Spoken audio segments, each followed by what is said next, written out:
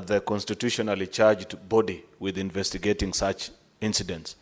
However, I found their answer to be a bit too vague, Mr. Speaker, because of no specific reference to certain critical things that the country wished to know at this particular time.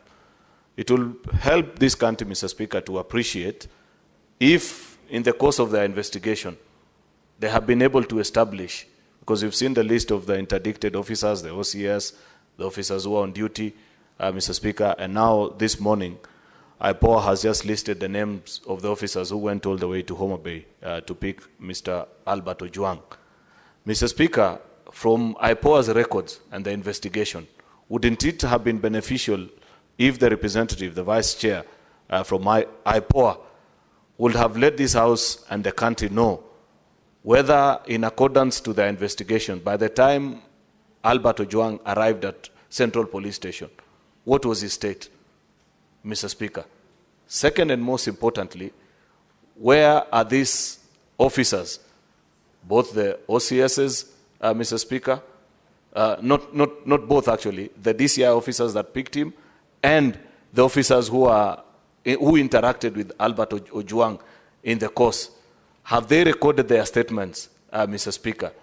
And by when do we expect that we will see, Mr. Speaker, the conclusion of this investigation, the closure of the file, forwarding to DPP for people to be charged, Mr. Speaker? If I could get those three specific items, Mr. Speaker, then I will appreciate and know that for sure something is being done to give justice to the family of this deceased young man. I thank you, Mr. Speaker. Senator Kajwang. Mr. Speaker, for the record, the name Ojwang in Luo means abandoned, neglected, and raised in hardship. And clearly, you can see it has come to be true in the case of Albert that we are talking about today. Mr. Speaker, can the Inspector General of Police withdraw and apologize in this House for the assertions that he made through the formal communication by the National Police Service that Ojwang killed himself? Mr. Speaker, in my culture, suicide brings stigma. And the IG of police has brought untold suffering, stigma, to the family of Ojwang by purporting that this gentleman killed himself when the autopsy clearly reveals that he was killed in the hands of police. Can you direct the IG to apologize and withdraw on the floor of this House on the strength of the autopsy report? Mr. Speaker, secondly, there are many good officers in the National Police Service. We must agree.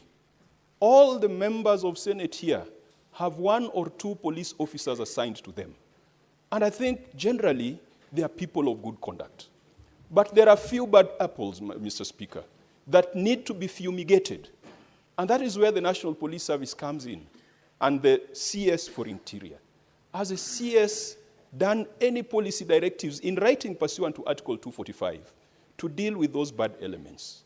Mr. Speaker, further, if you pursue the proximate cause theory, it was a complaint by DIG LANGAT that led to the arrest of this young man in Lida, in Mawego, and that led to his death. Mr. Speaker, why is DIG LANGAT still in office when it is his complaint that triggered the chain of actions and reactions that led to the death of this young man? Can the Inspector General tell us why? Can the CS tell us why? Because you cannot be in office still having authority and power, and you are the person who is being investigated. Mr. Speaker, I said there are many good police officers. The stepping aside of DIG LANGAT is not going to lead to the collapse of the police force.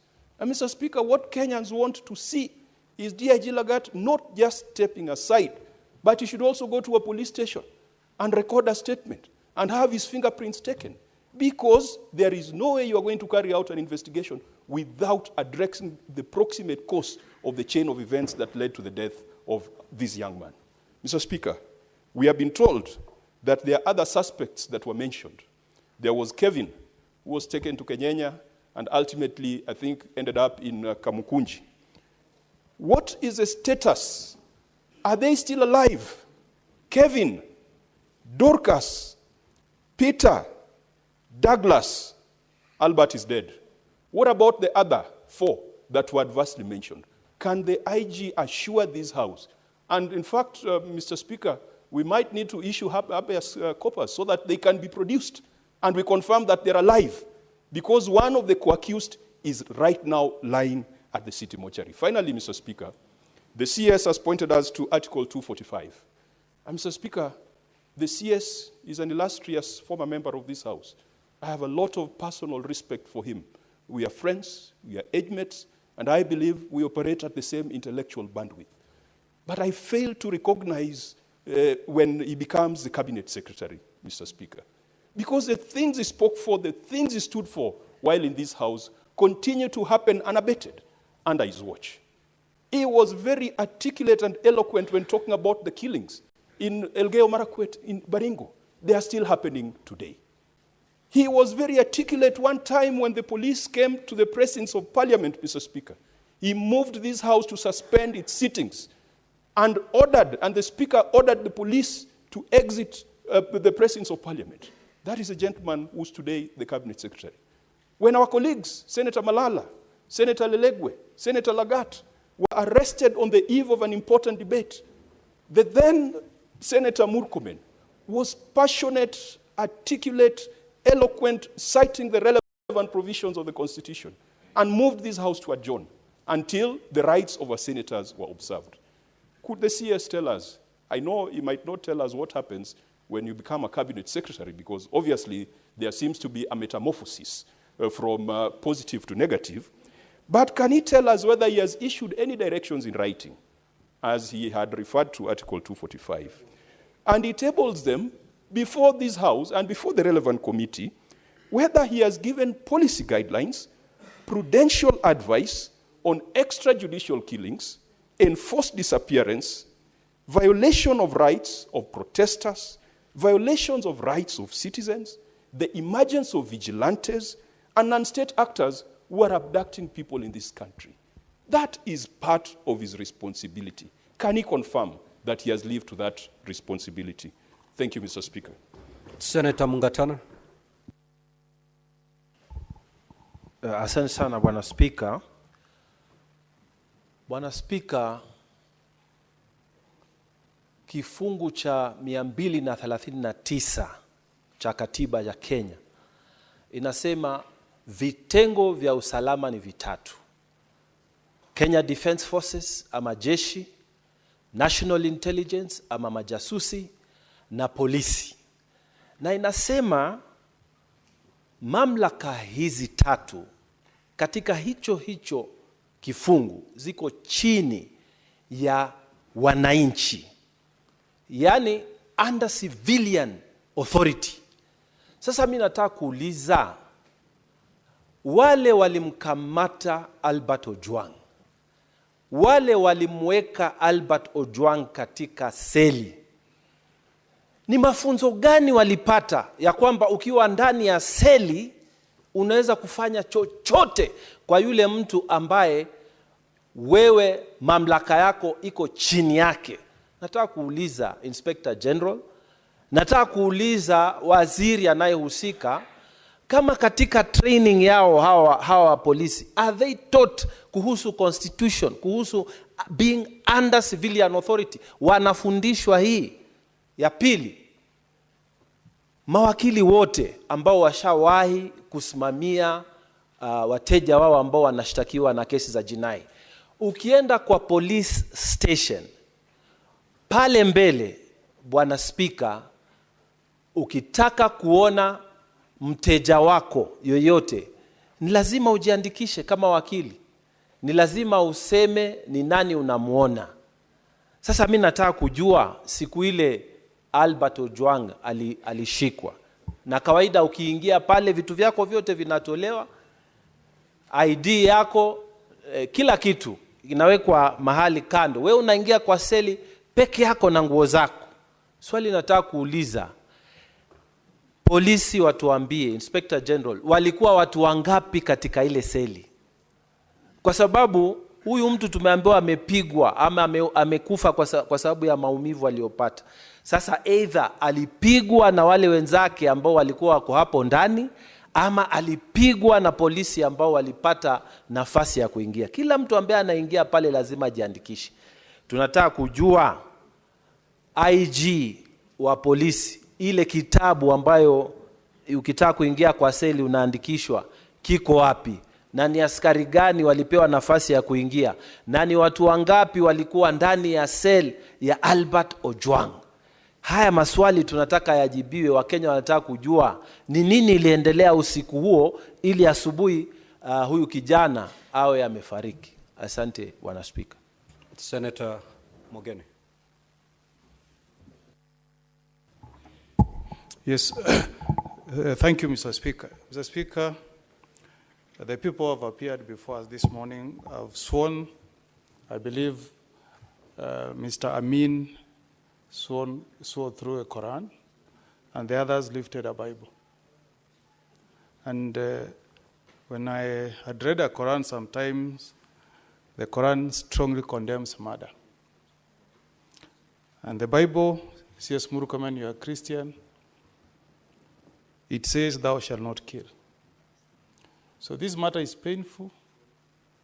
This is an extraordinary sitting. Mr. Speaker, the people who started the events that led to the murder of this young man, who is the only son of a fairly elderly parent, who are from the DCI. And when he was picked from Homa Bay, I believe he was first taken to DCI. And Mr. Amin, I want to look at you, and you are a Muslim, and you have children. All of you have children. I also have children. Nobody will have any joy when you see somebody's son die. Honorable Mogeni, the 2 hours have lapsed. I will therefore extend for a further 45 minutes. Thank you. So, Mr. DCI, I believe that at the DCI offices, you have CCTV cameras. So if we need to connect the events before we end up at Central Police Station, Mr. Speaker, the life of Ojwang stopped. We can also stop everything we are doing to get to the bottom of this matter. If we had John, Mr. Speaker, can we get the CCTV cameras that will track the movement of this young man from the DCI headquarters all the way to Central Police Stations, if we sincerely want Kenyans to know the truth, so that we know whether this guy was taken to Central Police Station dead or alive. So, Mr. Speaker, we want this to be an extraordinary session. If we have to go to the bottom of the truth, can the DCI tell us this afternoon, since you have sworn by the Quran, that you can get us the CCTV cameras that will show us the state this late man was when he left DCI, assuming that the CCTV's cameras at Central Police Station were tampered with? One. Number two, this is to IG now. This was an ordinary suspect, one IG, booked at Central Police Station. I want you to, and Murkomen, you are a lawyer, you are a colleague. And we know you have a wife and you have children. I also have children, Murkomen. So we are here pained for what the police have done. Murdering a Kenyan in a police cell. Somebody's only child. How heartless can you guys be in the police force?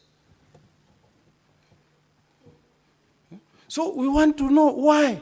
Why was this young man, Ojwang, booked alone in a cell at Central Police Station?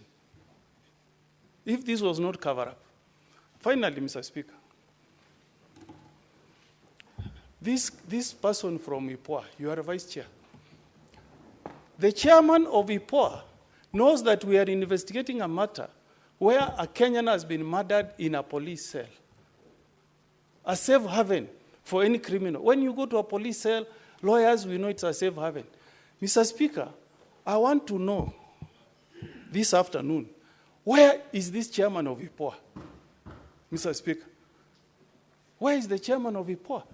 When we have adjourned every business to address this matter, Mr.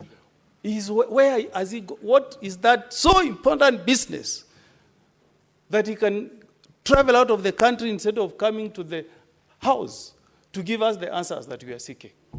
Finally, Mr. Speaker, this is to CS Murkomen.